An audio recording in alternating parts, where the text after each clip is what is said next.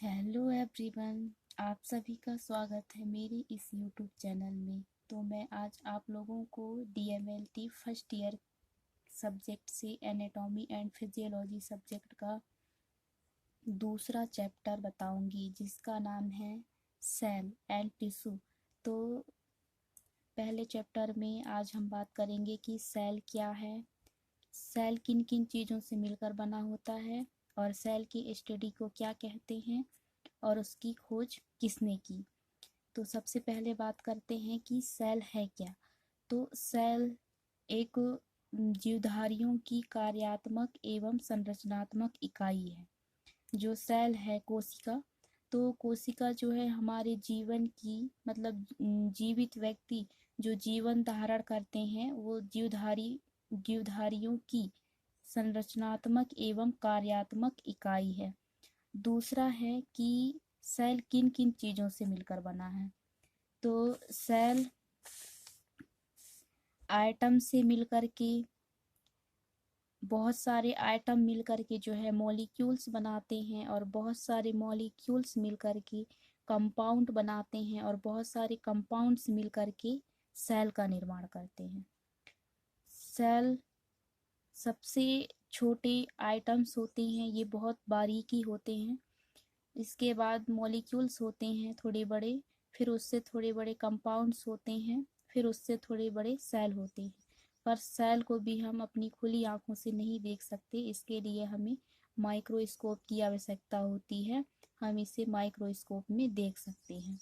तो बहुत सारे सेल मिलकर के जो है टिश्यू का निर्माण करते हैं, और बहुत सारे टिश्यू मिलकर के एक ऑर्गन का निर्माण करते हैं, और बहुत सारे ऑर्गन मिलकर के जो है ऑर्गन सिस्टम का निर्माण करते हैं। ऑर्गन मतलब जैसे हमारी बॉडी में पाया जाता है, स्टमक हो गया, लिवर, पैंक्रियास, ये सब ऑर्गन है। तो एक या एक से अधिक ऑर्गन जब मिलेंगे तो ऑर्गन सिस्टम बनता है, और ऑर्गन सिस्टम से जो है ऑर्गेनिज्म बनता है, और ऑर्गेनिज्म से जो है पॉपुलेशन होता है, मतलब कि जनसंख्या में वृद्धि होती है।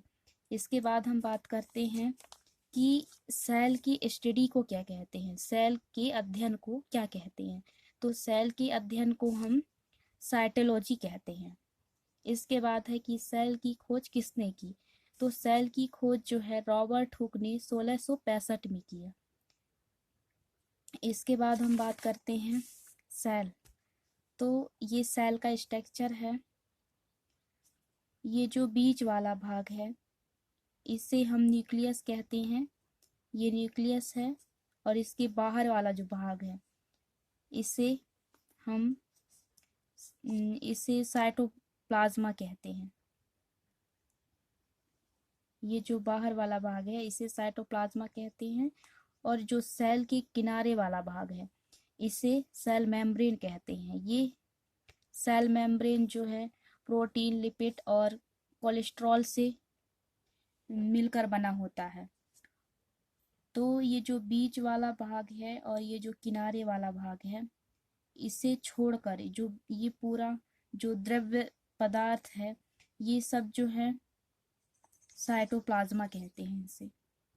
इसके बाद इस सेल के जो है 3 परत होती हैं। पहला न्यूक्लियस हो गया, तो पहला ये बाहर वाला जो सेल का बाहर वाला भाग है उसे सेल मेम्ब्रेन कहते हैं। और उसके बाद साइटोप्लाज्मा है, और साइटोप्लाज्मा के बाद न्यूक्लियस है। तो जिस तरह सेल की 3 परत होते हैं उसी तरह ये न्यूक्लियस के भी 4 परत पाए जाते हैं। तो न्यूक्लियस हो गया, क्रोमोसोम्स हो गए, और न्यूक्लियस मेम्ब्रेन हो गया, और न्यूक्लियस प्लाज्मा हो गया। तो ये हो गए सेल के बाद न्यूक्लियस। न्यूक्लियस के बाद अब टिश्यू। टिश्यू जो है मैंने पहले ही आपको बताया कि बहुत सारे सेल मिलकर के जो है टिश्यू का निर्माण करते हैं। तो बहुत सारे सेल मिलकर टिश्यू का निर्माण करते हैं। तो इसमें टिश्यू भी जो है वो भी 5 टाइप्स के होते हैं। तो टाइप्स ऑफ टिश्यू।